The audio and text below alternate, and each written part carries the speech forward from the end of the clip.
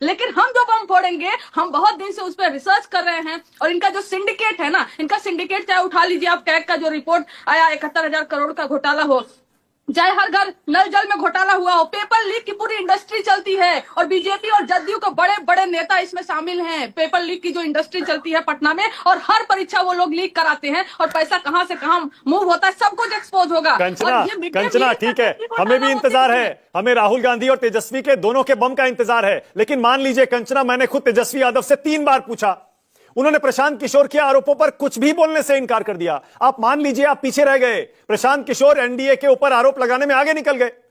एक जवाब और भी, आपने शायद वो क्रिकेट खेलने पर फ्रंट फुट से खेल रहे हैं कि बैक फुट से खेल रहे हैं, आपने सवाल जो पूछा था हाँ। उस पर भी यही जवाब है, कभी हमें आके फ्रंट फुट पे खेलना पड़ता है, कभी बैक फुट हमें जाना पड़ता है। तो ये एक स्ट्रेटजी होता है, और कौन किससे पीछे हो गया कौन किससे आगे, इससे फर्क नहीं पड़ता। मानक जी, तेजस्वी जी, अगर आप सुने होंगे तो डीके टैक्स की बात बहुत पहले से कर रही है। डीके टैक्स कौन उगाही करते हैं ये पता चलेगा तो उसी सिंडिकेट के मेंबर हैं, और ये नीतीश कुमार जी के इर्द गिर्द घूमते रहते हैं। तो नीतीश कुमार के इर्द गिर्द रहने वाले मंत्री, उनके पास रहने वाले इंजीनियर, उनके पास रहने वाले रिटायर्ड ऑफिसर्स, अगर सब के सब भ्रष्ट हैं तो नीतीश कुमार की छवि बड़ी अच्छी है। ठीक है, ओके कंचना, एक काम करिए फिर, ये प्रशांत किशोर जो आरोप लगा रहे हैं इनके बारे में इतना तो बता दीजिए, वो आरोप सही है या गलत है सम्राट चौधरी और अशोक चौधरी पर?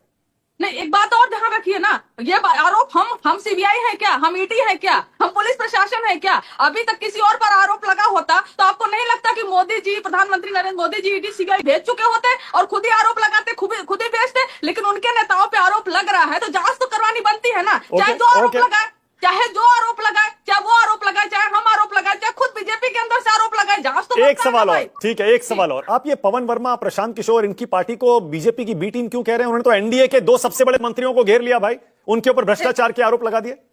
देखिए मानव गुप्ता, ये आप समझिए 2014 में जो मोदी जी के लिए काम किए हों, और ऐसे व्यक्ति के लिए जो दंगा करा के इस देश में ये राजनीति में शीर्ष तक पहुंचे हुए हैं, और वही जब नीतीश कुमार जी के लिए काम किए हों, वही और आकर उनके पास बताइए अपना कोई कैंडिडेट नहीं है, जो आरजेडी से जो बागी होंगे, जो जदयू से बागी होंगे, जो बीजेपी से बागी होंगे, उनको लाकर चुनाव लड़ाएंगे और फिर क्या कहेंगे कि हमारी उनकी आइडियोलॉजी क्या है? उनका अपना कोई खुद का कैंडिडेट है भी या नहीं है? वो अदर पार्टियों के बागियों को लाकर एक अपना वोट बेस बताएंगे कि हमें इतना % वोट मिल गया, देखो हम थर्ड फ्रंट की पार्टी हैं। दरअसल थर्ड फ्रंट है ही नहीं, बाइपोलर इलेक्शन है बिहार में, इंडिया वर्सेस एनडीए इलेक्शन है। जो तीसरा ये जो मीडिया सनसनीखेज की तरफ, ना मीडिया नहीं कंचना, सी वोटर का सर्वे कह रहा है 23% पर पहुंच गए मुख्यमंत्री की रेस में, नीतीश कुमार से आगे, तेजस्वी से पीछे, तेजस्वी 35% पर है, प्रशांत किशोर 23 पर पहुंच गए, ये सर्वे कह रहा है सी वोटर का।